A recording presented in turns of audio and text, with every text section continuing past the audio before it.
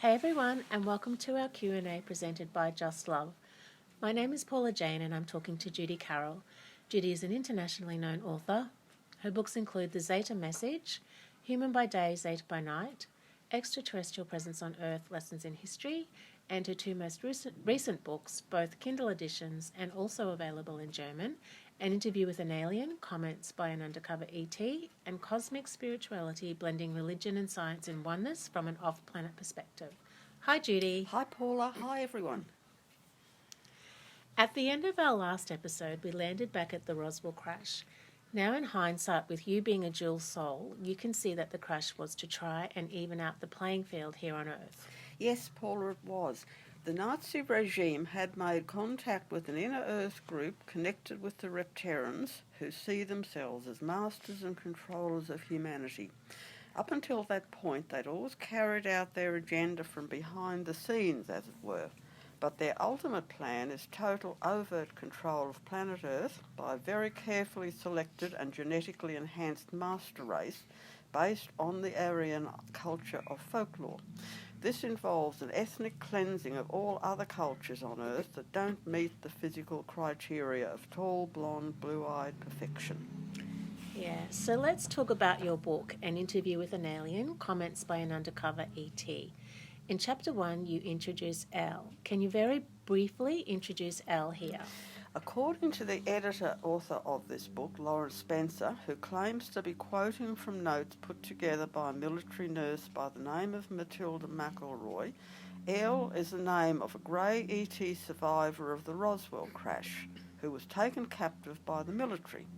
Airl claimed to be from a highly advanced off-planet culture that she referred to as the Domain Forces. She survived for several weeks and during this time gave out information on her own culture and also on the history of Earth. You say that to understand the bigger picture, an acknowledgement is required of the fact that none of us are our physical body. In the greater reality, we are pure soul spirit, energy consciousness that happens to be making use of a physical body for the span of a lifetime. So that includes Airl as well as us. Yes, this is one of the main teachings that Airl puts out, which is very good information. In the greater reality, we are all one, and this includes Earth humans, along with people from many other planetary cultures, including the Greys. In other words, all of us are way more than our physical body. We are all part of universal consciousness, and as such are all part of oneness. So you go on to say that as beings evolve, the less physical-oriented and the more expanded mind consciousness they become. And one of the things as a consequence of this is that Airl did not express gender as strongly as an Earth person. Yes, that's right. Planet Earth is right down on the very bottom rung of the human ladder, so can consciously access only about 10% of our potential conscious awareness. Because of this, we cannot perceive the oneness of all life and are therefore extremely polarised and limited in all aspects of our being, and this includes our gender. On Earth, the genders of male and female are so different as to almost be different species. So Matilda, the military nurse who was interviewing Airl, sensed a femininity about her though. Yes, in higher planetary cultures more attuned to oneness, gender still exists, but is not so physically obvious as down here. It's the same with the ability to express emotion, especially with non-mammalian cultures such as the Greys. They're often accused of not having emotion. Sure, with the little ones, which are sort of bio-robots, that applies, but the taller ones just don't have the musculature in their faces to be able to express emotion physically, but this doesn't mean that they don't experience it. As a Grey working up on the ships, I can certainly experience emotion quite deeply, but we're trained to control it, just as ones such as rescue workers and paramedics down here are trained to control their emotions so as not to interfere with the work they're carrying out. Yeah, that's a good example. So the circuit system or electrical nervous system that runs throughout Airl's body is no different from the life force energy chakra system that operates a biological body. This non-physical system underlines the nervous and endocrine systems of all living creatures and is what powers life. Yes, absolutely. Our energy chakra system underlies all the physical systems of our body and most especially the nervous and endocrine systems.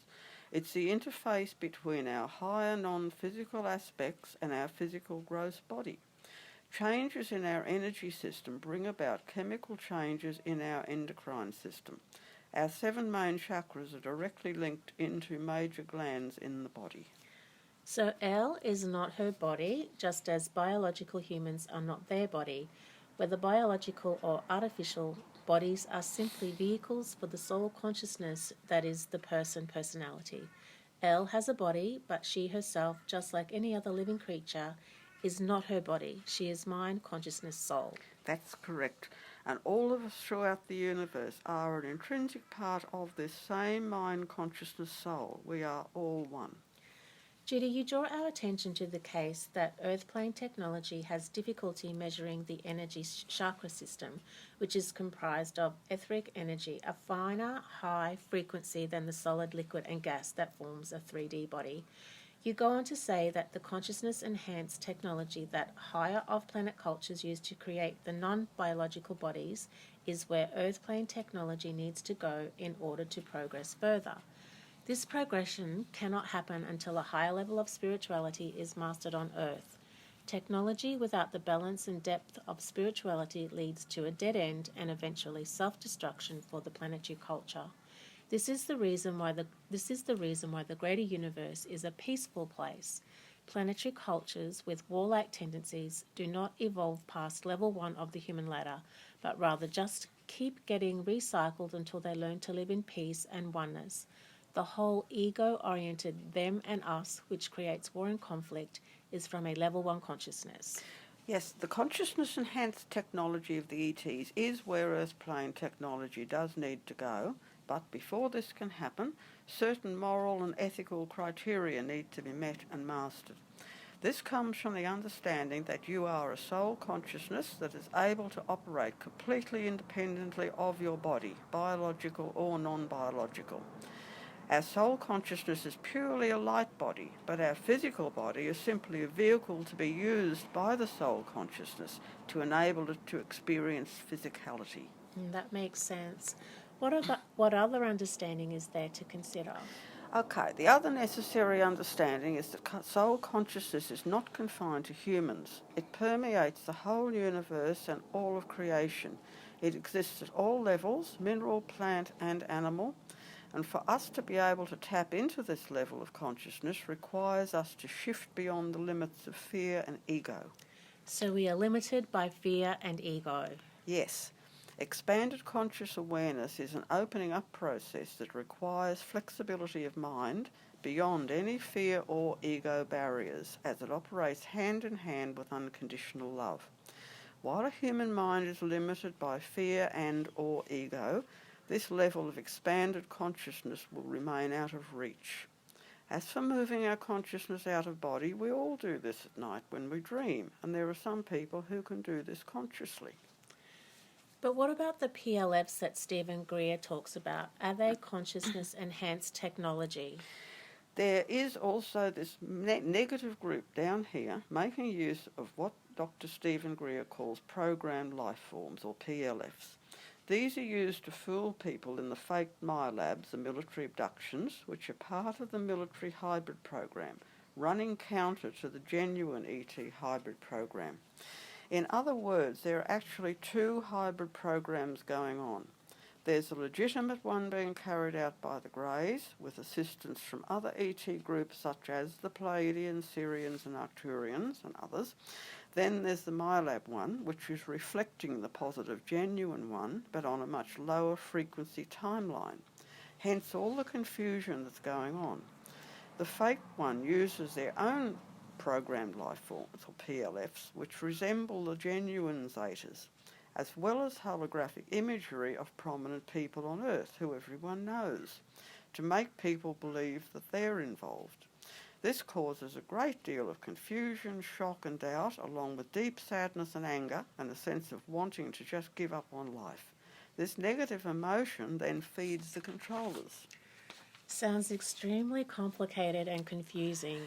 A major problem is that the PLFs are also used by the higher evolved Greys. Not the same ones, of course, but very similar looking.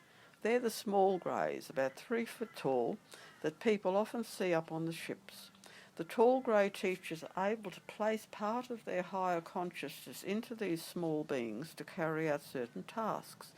These are described in a book written by Preston Dennett entitled Symmetry, featuring a woman by the name of Dolly Safran, who has experienced very clear and conscious recall of being up on the ships with the genuine greys. We have many parallel experiences.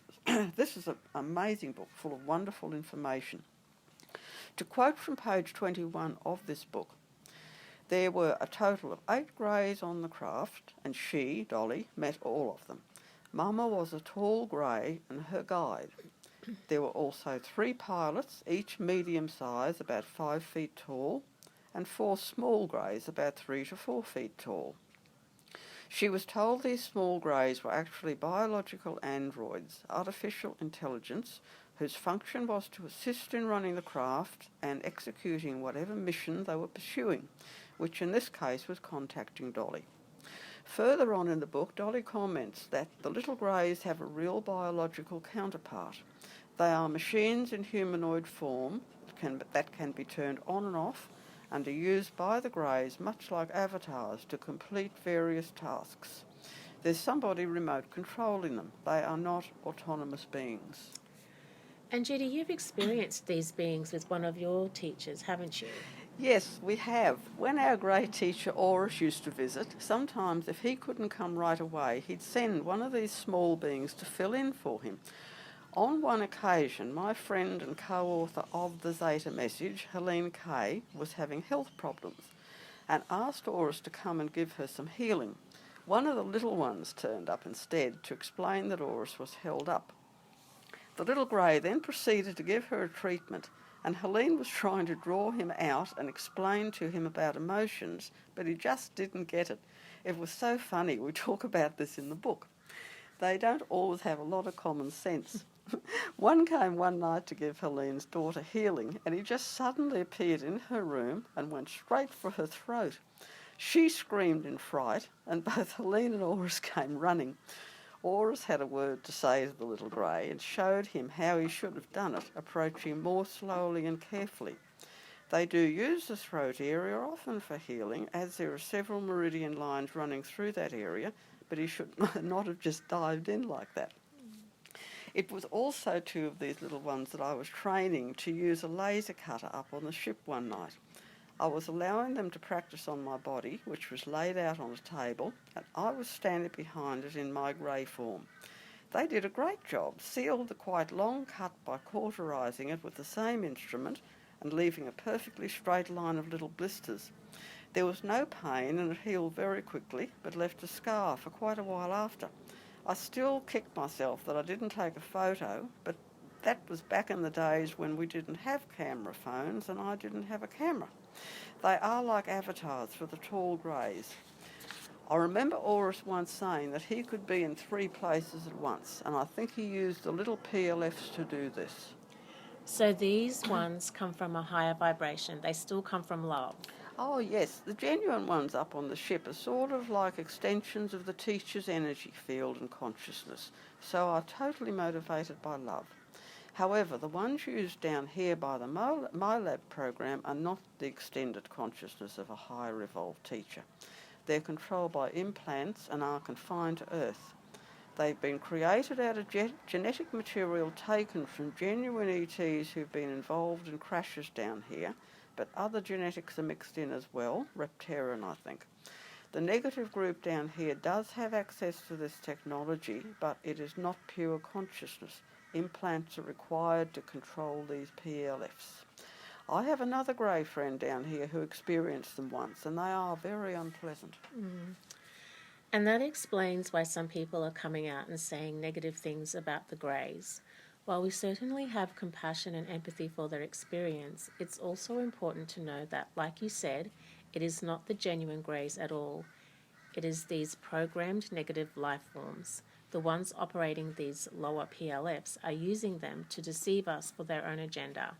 And what is their agenda? It's specifically aimed at causing major fear and confusion about the whole ET contact experience. The genuine greys are here to assist us to activate more of our DNA, which in turn enables us to access a more expanded conscious awareness.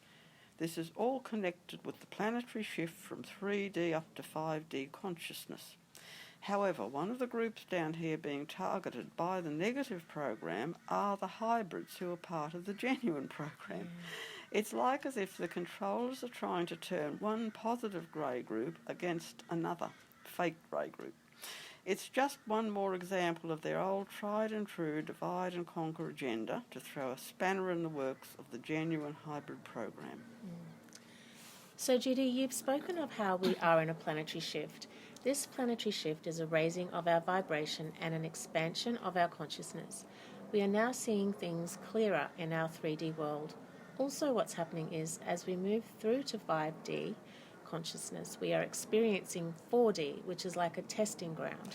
It sure is, Paula. This is what the whole New Age movement has been all about, testing people for their fear and ego levels, and also a way of opening people's minds to the fact that there really is way more beyond 3D. And this has also given the people who want to control us, the controllers, a good opportunity to intervene and disrupt the process at this level. Yes, it has. Because the technology to get inside people's heads with fake messages supposedly from Archangel Michael, Space Brothers, Pleiadians, Jesus, God, Ascended Masters or whoever has been around since the 1950s. These messages are directed at psychics who accept the truth of them in good faith. They then put these messages out to influence the minds of many people with often quite questionable information.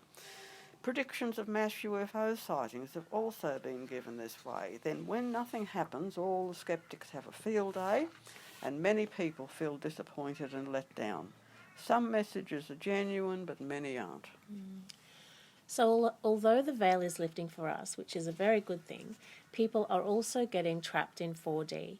You've explained that 4D is akin to a testing ground for us who are here on our polarised planet of Earth, and there can be a lot of deception and attacks. It's perfectly understandable that the people involved see this as real, but it is a very clever illusion orchestrated by the controllers. As a result of this, some people are coming out and saying things that are of a complete illusion, and they are believing that they are true, and this is also casting an incorrect light on who and what the greys are. Judy, you are a grey, and you resonate most strongly with the greys from the Zeta Reticular star system. What we're talking about now from your book, An Interview with an Alien, Comments by an Undercover ET, is that these visitors from the Zeta star system are greys, and they came here to help us back in 1947 with the Roswell crash. That has not changed. These visitors are from a higher consciousness. They do not dabble in darkness like our planet does. Our 3D planet is a planet of polarity, a planet of light and dark. Airl, the extraterrestrial that the military nurse Matilda is interviewing, was on a mission that helped us in so many ways. The Roswell crash evened out the playing field at the end of World War II. Airl and her team were on a mission to help us.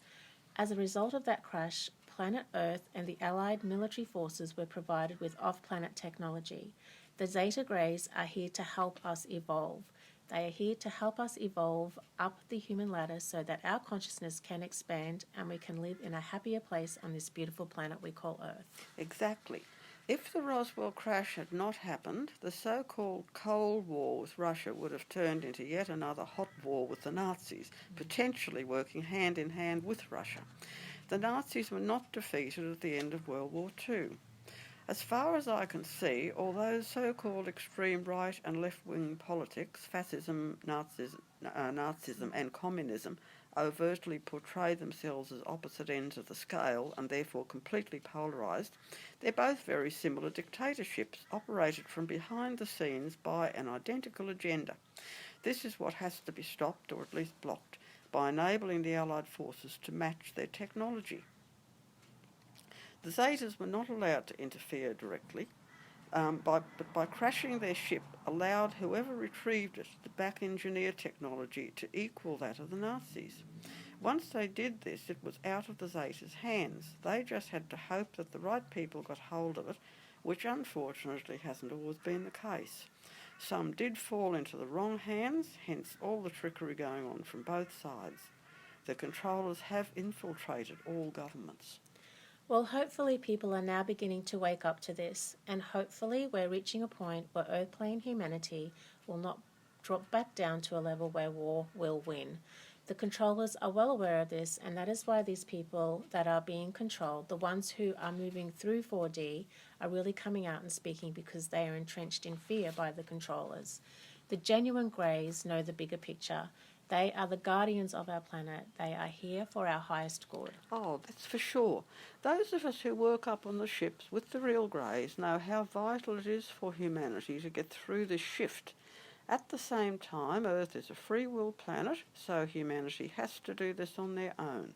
Nobody else can do it for us. Spiritual growth and evolution are very personal choices that must come from within.